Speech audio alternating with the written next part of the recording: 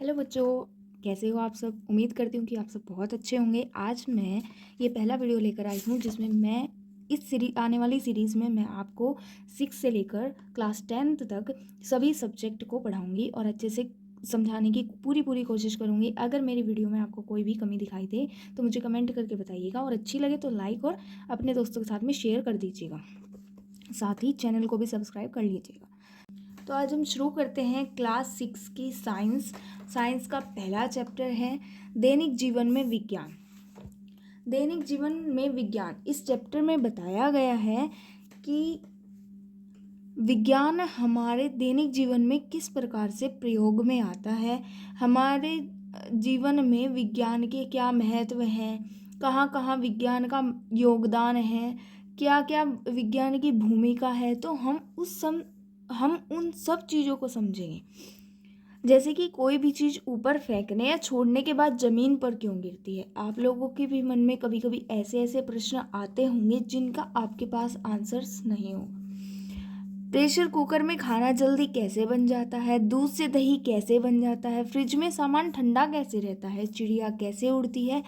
इन सब के जवाब आपके पास नहीं होते हैं, लेकिन इनका विज्ञान की नज़रों में क्या उत्तर होता है, ये सब क्यों होता है, ये मैं आपको समझाने वाली हूँ। जैसे कि ये सब बीच में थोड़ा ऐसे ही है, समझाने के लिए है। आगे चलते हैं। हर वस्तु, फूल, पत्थर, सिक्के, कपड़े, चाहे जहाँ भी गिराए जाए वापस ज़मीन पर ही गिरते हैं। ऐसा क्यों? आसमान में क्यों नहीं जाते? तो ऐसा क्यों होता है?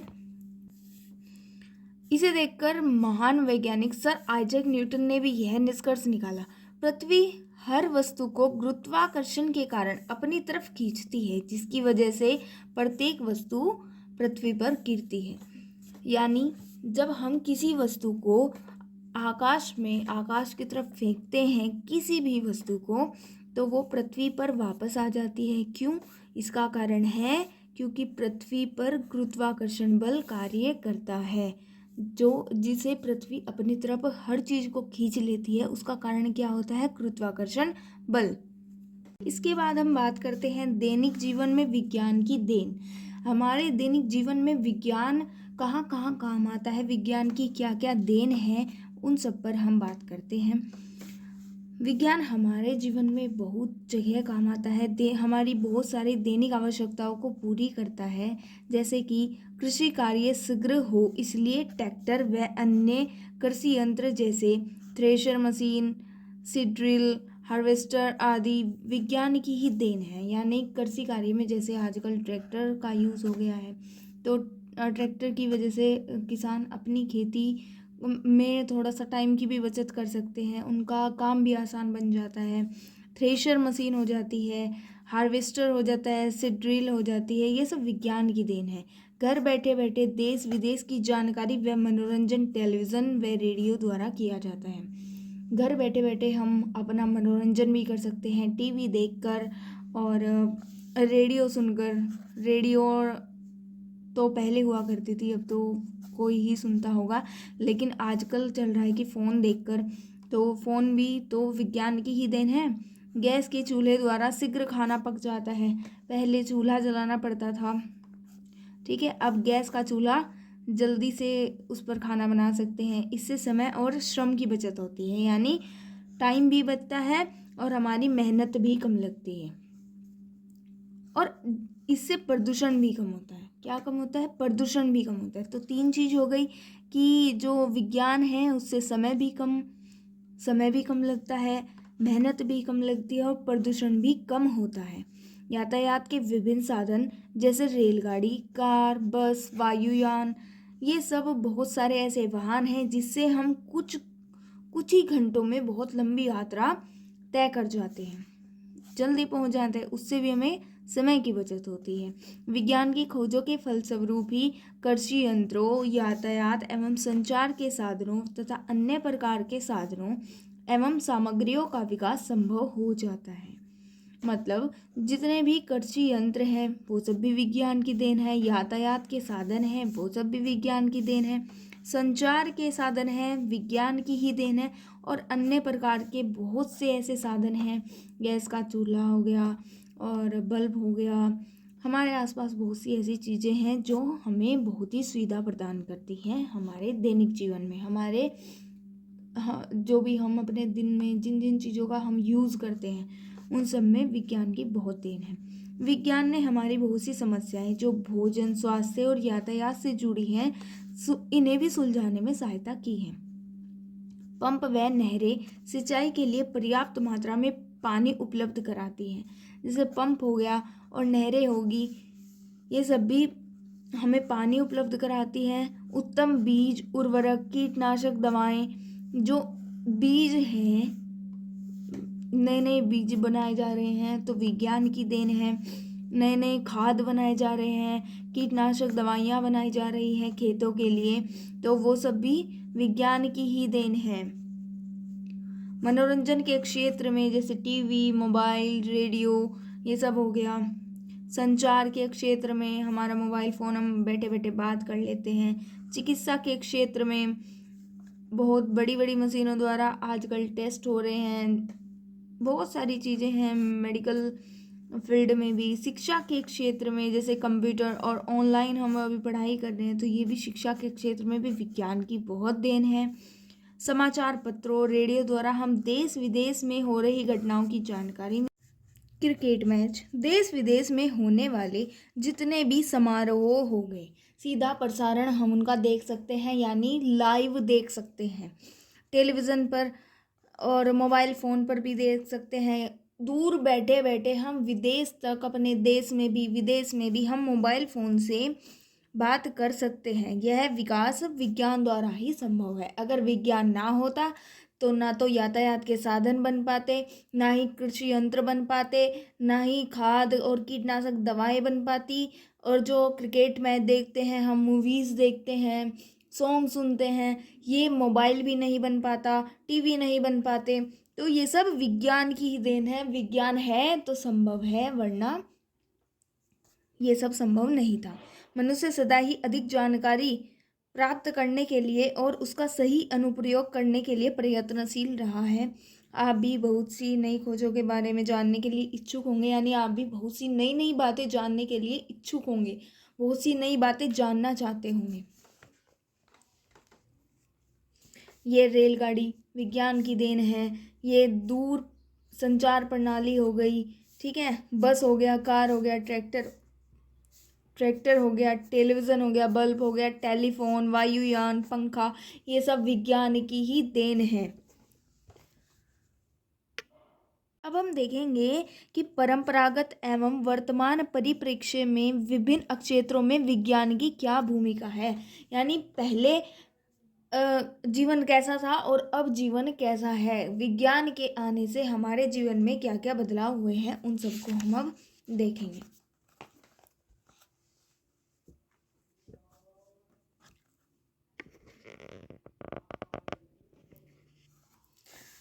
क्षेत्र है भोजन। भोजन पहले कैसे बनाया जाता था? मिट्टी का चूल्हा प्रयोग में लाया जाता था। मिट्टी का चूल्हा, मिट्टी के पारंपरिक बर्तन, यानी मिट्टी से बने बर्तन हुआ करते थे। धातुओं के निर्मित बर्तन, यानी लोहे के बर्तन हुआ करते थे, और मिट्टी के बर्तन हुआ करते थे। मिट्टी का चूल्हा, ये सब हम भोजन में प्रयोग किया करते थे, जब भोजन बनाते समय या भोजन के लिए प्रयोग किया करते थे। वर्तमान में गैस का चूल्हा आ गया, ठीक है, ओवन आ गया, सोलर कुकर आ गया, प्रेशर कुकर आ गया, स्टेनलेस स्टील के बर्तन आ गए, नॉन स्टिक बर्तन आ गए, इंडक्शन चूल्हा आ गया, और भी बहुत सारी चीज़ें जैसे हीटर, और ये सब बहुत सारी अपन चीज़ें हैं। गरम नए नए साधन चल रहे हैं, जैसे कि एक केतली आती है चाय गरम करने वाली, चाय बनाने वाली, उसमें चाय का सारा सामान डालो चाय बनाने के लिए, और बस स्विच लगा दो, ऑन कर दो, और फिर चाय बनकर तैयार 2 मिनट में। तो कृषि के क्षेत्र में आगे हम बात करेंगे कि कृषि के क्षेत्र में पहले कैसे साधन थे और वर्तमान में कैसे साधन है। पहले हल, बैल, कुआ, रहट, गोबर की खाद, इन सब का प्रयोग किया जाता था। खाद के रूप में गोबर की खाद का प्रयोग किया जाता था।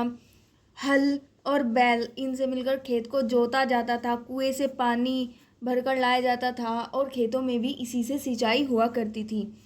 लेकिन अभी वर्तमान में विज्ञान के आने के बाद ट्रैक्टर, नहरें, ट्यूबवेल, रासायनिक उर्वरक यानी यूरिया, फॉस्फेट, पोटास, ये बहुत सारे खाद बन चुके हैं। उन्नत बीजों की भी नए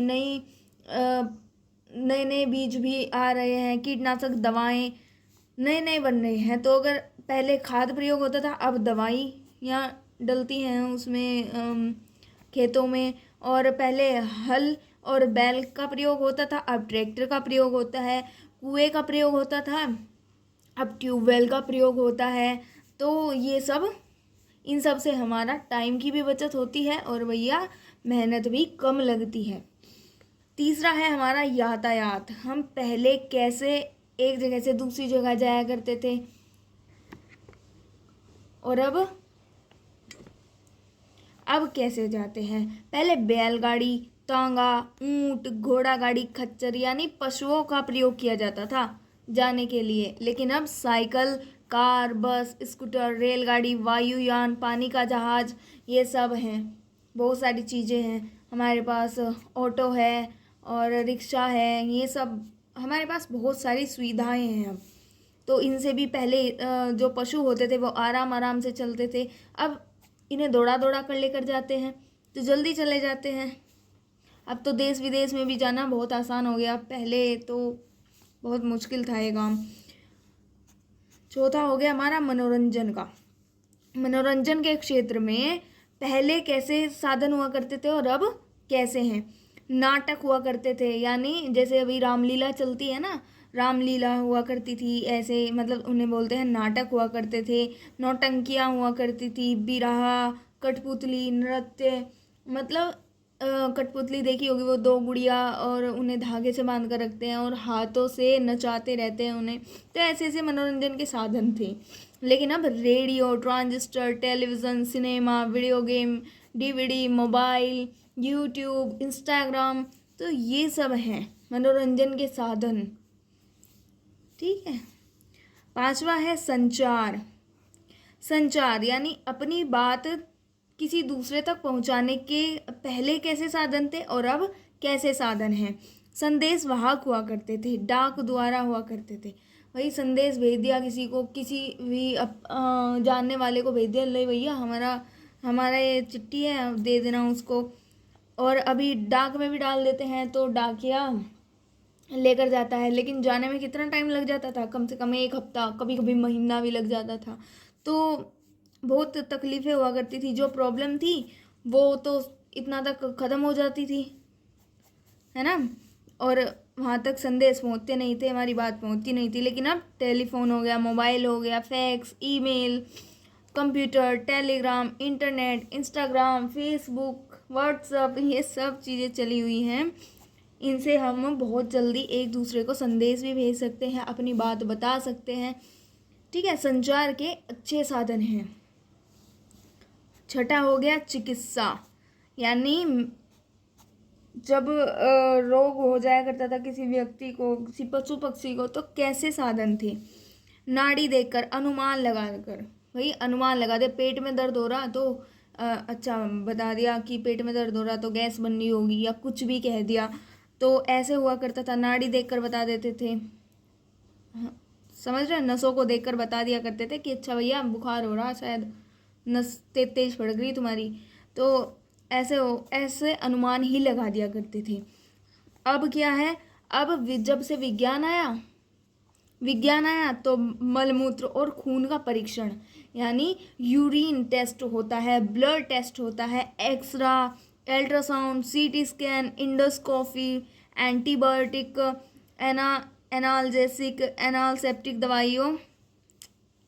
एंटीसेप्टिक दवाओं और शल्य क्रियाओं द्वारा ओवरहेड प्रोजेक्टर, कंप्यूटर, इंटरनेट, दूरस्थ में स्थित छात्रों को राष्ट्रीय और अंतर्राष्ट्रीय स्तर के योग्य शिक्षकों द्वारा गुणवत्तापरक शिक्षा, एडुसेट नामक शैक्षिक उपग्रह द्वारा। कहने का मतलब है कि पहले रोगों की जांच कैसे हुआ करती थी।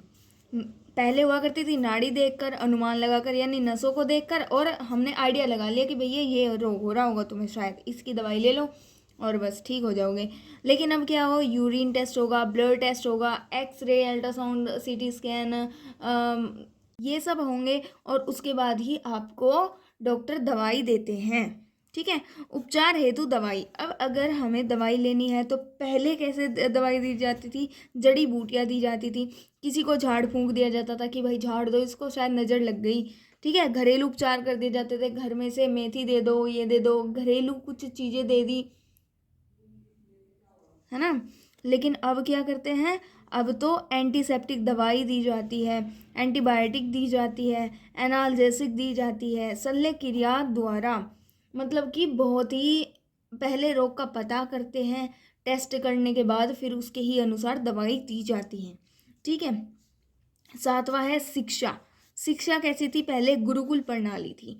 विद्यालयों में शिक्षकों द्वारा पारंपरिक ढंग से अध्यापन, यानी नीचे बैठाकर पढ़ाया जाता था। पहली जो शिक्षा थी वो समाज के अनुसार पहले के लोगों के द्वारा ही पढ़ाया जाता था। लेकिन अब क्या है, अब तो प्रोजेक्टर के द्वारा, कंप्यूटर के द्वारा, इंटरनेट, जैसे आप अभी इंटरनेट से ही पढ़ रहे हो, दूरस्थ क्षेत्र में इसी छात्रों द्वारा राष्ट्रीय और अंतर्राष्ट्रीय के योग्य शिक्षकों द्वारा, मतलब कहने की बात है कि जो दूर, जब बच्चा दूर जाता था पढ़ने के लिए तो उन्हें राष्ट्रीय और अंतर्राष्ट्रीय स्तर पर जो योग्य शिक्षक थे उन्हीं से अब पढ़वाया जा रहा है। ठीक है। वही बच्चों को शिक्षा दे रहे हैं, पढ़ा रहे हैं। पहले गुरुजन होते थे, और गुरुजन मतलब कैसे, क्योंकि पहले जो राजा महाराजा होते थे वो उन्हें उन्हीं के अनुसार शिक्षा दी जाती थी। लेकिन अब तो लड़ाई वड़ाई का सिस्टम ख़त्म है, इतना ज़्यादा है नहीं है।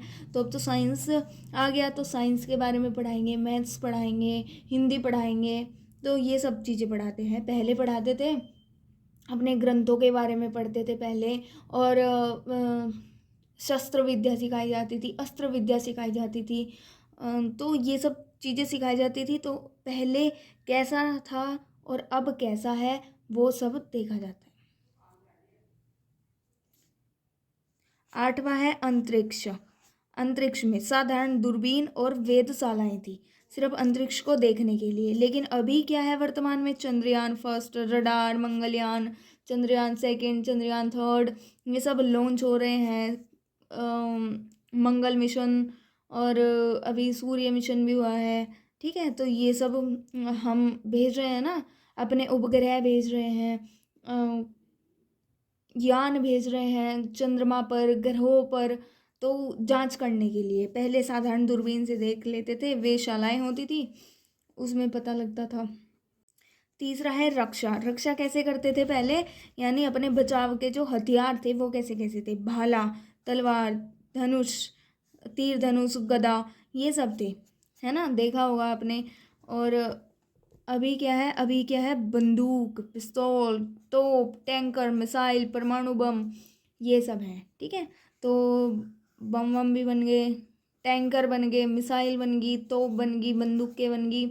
तो ये सब भी विज्ञान की ही देन है। विज्ञान ना होता तो ये सारी चीज़ें भी नहीं होती।